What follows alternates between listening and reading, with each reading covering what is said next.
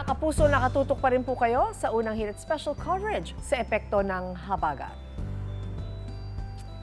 Kaya patuloy pa rin po sila Cheska at saka si Jenzel dito na binomonitor nila yung mga pumapasok na comments at saka paghingi ng tulong na ating mga kapuso. Kelvin? Yes, kabilang nga rin dyan ang lungsod ng Valenzuela na lubhang naapektuhan din ng mga matinding pagbaha. Kaya pinalikas na rin ang ilang mga residente dyan. That's true. So, kamustahin natin ang lagay dyan? Kasama si Ate Sue. Good morning, Ate Sue. Kamusta mga tao dyan? Mga kapuso, balik po tayo dito sa Valenzuela National High School kung saan may halos 200 pamilya ang nagsilikas ho dito mula kahapon dahil ho sa pagtaas ng tubig doon sa kanilang mga lugar. Yung sinasabi ho kanina, lampas tao at dahil nga po dito na sila nagpalipas na magdamag, kaya ho, nandito ngayon ang Kapuso Foundation.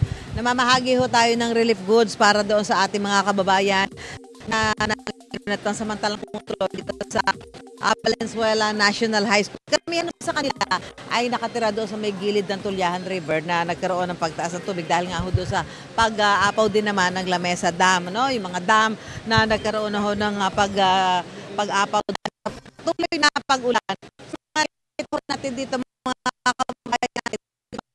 Karamihan sa kanila ay galing sa Barangay Marulas dito sa Valenzuela. Itong Valenzuela National High School ang pinakalaking evacuation center ng Valenzuela. Medyo nagkakaproblema lang tayo sa ating komunikasyon with Ate Sue, pero babalikan po natin siya sa Valenzuela maya-maya lang. Samantala sa mga nais tumulong at gustong mag-donate sa Kapuso Foundation, maaaring magdeposito sa aming bank account o magpadala sa Cebuano Lulier. Pwede rin online via GCash, Shopee, Lazada, Globe Rewards at Metrobank CR. So marami po kayong mga paraan para mapag-donate sa inyong mga sa ating mga kapuso. Samantala mga kapuso, magbabalik po agad ang unang hirit.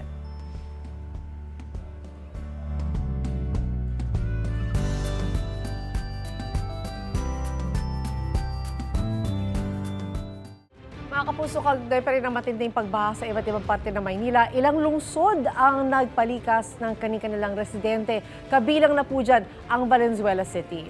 At ngayong umaga, binisita natin ang mga taga Marulas, kung saan halos 200 na ang pamilyang nasa evacuation center. Oo, paghatid din doon ng serbisyong totoo, si Ate Sue. Hi Ate Sue, kamusta na ang sitwasyon dyan? Mga kapuso, mahinang pag-ulan na lamang o parang ambon na lamang po ang nararanasan natin ngayon dito sa ating ginalagyan sa National High School.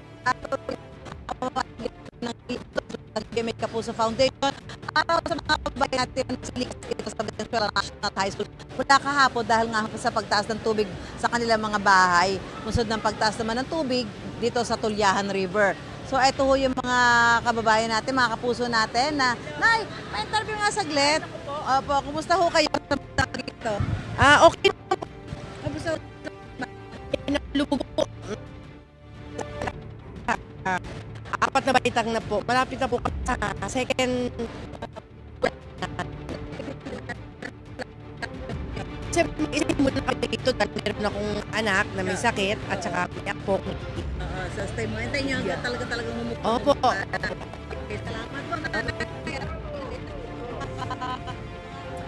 Babalikan po natin si Ate Sue maya-maya lamang. Samantala sa may mga panawagan po ngayong kasagsagan ng pag-ulan, bukas pa rin po ang unang hirit online help desk. Yan, pumunta lamang po kayo sa unang hirit Facebook page at hanapin po ang poster ng online help desk na pwede po kayong mag-comment ng inyong emergency concerns.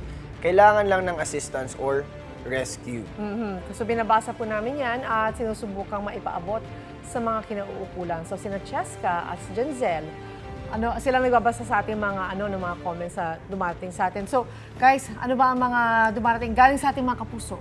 Yes. Actually po, may update po tayo ngayon na naitawag na daw sa Valenzuela Rescue at nagsabi na silang iikutan ng rescue truck ang lugar. So, nagbigay na din sa kanila ng contact details si Miss Sheila May Cruz. Mabuti naman kung gano'n. Kaya mga kapuso. Pero si naman Jenzel, how about you? Pero mostly mga taga Valenzuela, ito din, may nagpapa-evacuate sa Ventirales, Valenzuela City.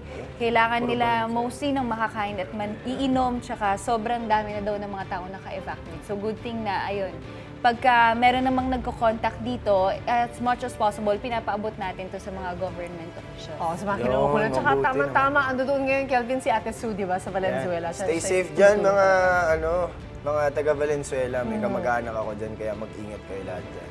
Stay safe, mga kapuso. Wait! Wait, wait, wait!